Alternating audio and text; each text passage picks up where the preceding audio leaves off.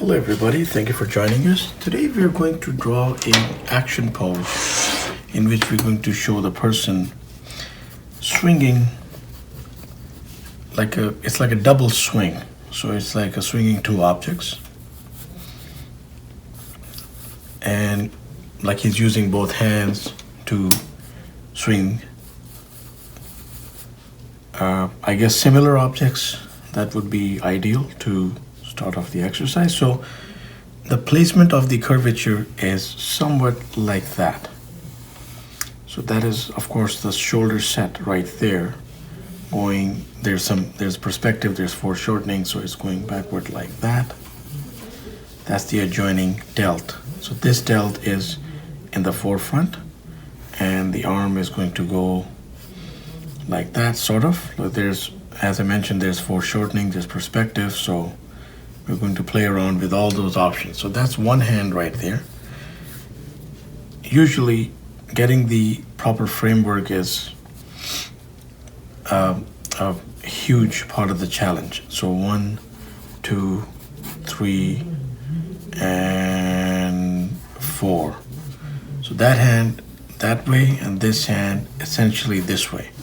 So if you can just put that much together first, and then we'll have the lower part of the body right here, and we'll have a lot of options once we get cracking on putting more details. But one thing that'll probably remain stable throughout this exercise is the head stationed this way. So that's the ear, somewhere around there, eyes, nose. That really shouldn't change. It should remain where it is. So we start off with, let's grab a different color here, putting down this arm here. After all, the arms are a major part of the exercise here. So there's the one lobe of the upper back of the neck, again upper back going into the delts here. Delt might not be that visible depending on the bulk that this person packs. Now this is a very dynamic pose.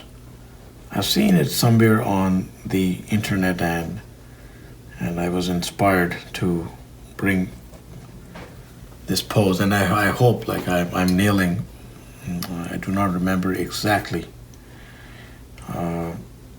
the exact placement, but it was something like this. Very, very dynamic, and probably from a movie, probably been done in pop culture in terms of comics, but again, not really sure.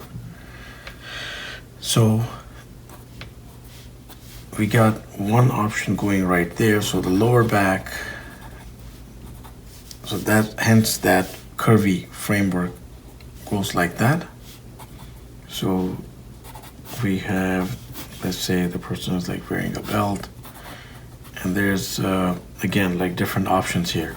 So we'll play around with those in a second, but that's one placement of the legs. So one leg going this way, another going this way. So already you can feel the awesome properties of this pose coming together, like all the things converging.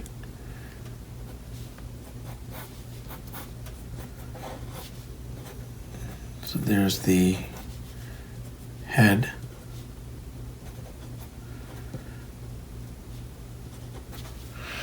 And now we will play around with some options.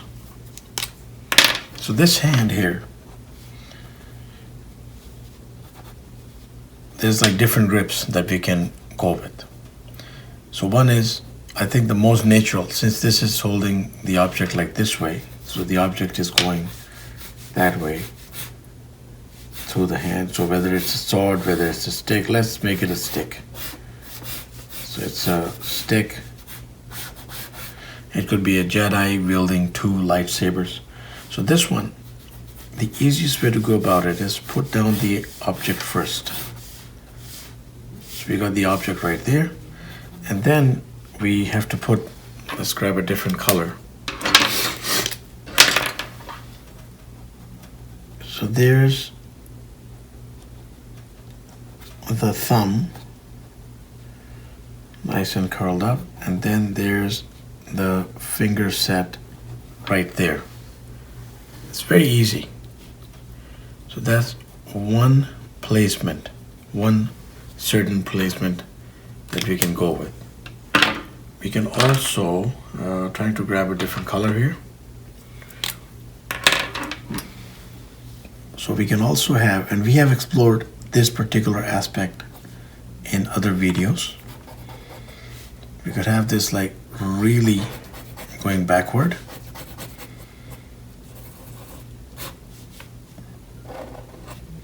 So the arm really raised up, and of course this apparatus would have to be a little more stretched with the chest going up, lat coming like down somewhere there. Not dynamic, not drastic change, but yes, change nonetheless. And this hand could still face like that way, just placed more flat, and we can have the object going right through it still. Or we could have the hand tilting downward a little bit, and then have the object going through it like that. So different options, but it's nice. Now this could even remain right where it is. It doesn't need to change for that to look effective. And it was, I think, even with those, with that degree, it would like still look effective. But you can always change the placement of this hand. You can just come, so instead of like a swinging action, then it becomes a holding action. So it's just holding an object instead if it's like this close. This means that it's, like it's gearing up for a swing, like this.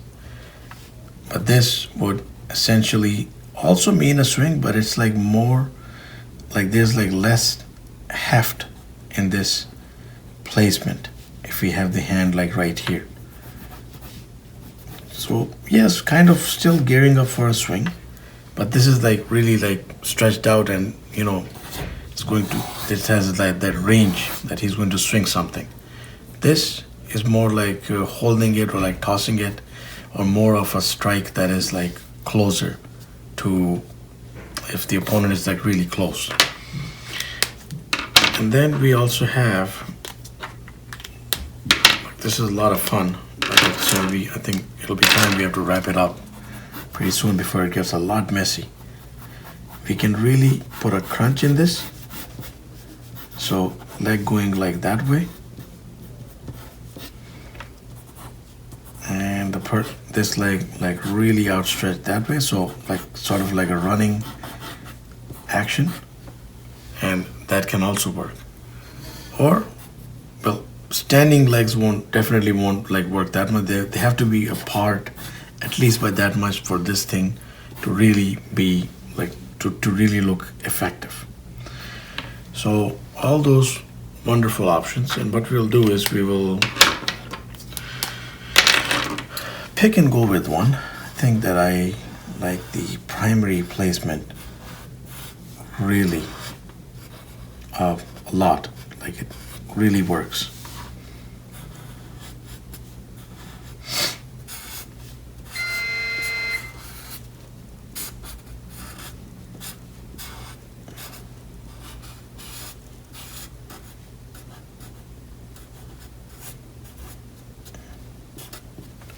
And that's the hand right there. And I think that I'm just going to put the legs that much apart.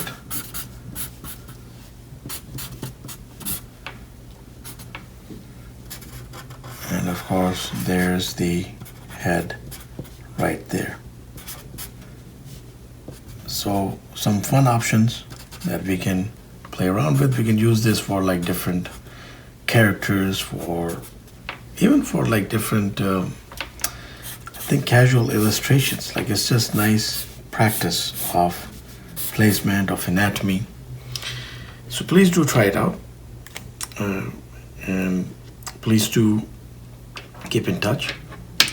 please subscribe. Keep watching. Thank you very much, and have yourself a very good day.